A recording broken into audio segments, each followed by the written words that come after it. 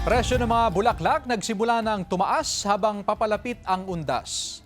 Mula sa Baguio City, makibalita tayo live kay Sandy Salvacio. Sandy? Chris, hindi naman matumal at hindi rin kalakasan yung bentahan ng mga bulaklak ngayon dito sa ilang mga flower shops sa Baguio City. Mahigit isang linggo bago ang undas.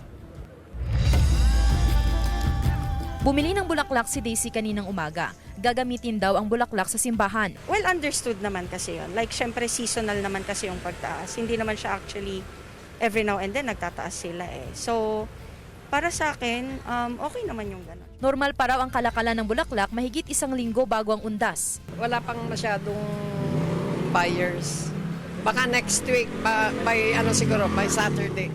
Apektado raw ang kalidad ng ilang bulaklak dahil sa mga nagdaang bagyo, lalo na ang mga hindi itinanim sa greenhouse. Dumarami na ang supply ng bulaklak sa bagsakan. Meron ding mga ibang bulaklak na yung hindi gaanong available. Meron ding imported na yun tumaas na ng konti. Sa pakikipag-usap natin sa mga flower vendors dito sa bagsakan ng mga bulaklak sa Magsaysay, ay nabanggit naman nila na sapat pa naman yung mga supply na gagamitin sa mga susunod na araw hanggang sa araw ng undas. Asahan na rin na sa mga susunod din na araw mula October 25 ay may paggalaw na rin sa presyo ng mga bulaklak.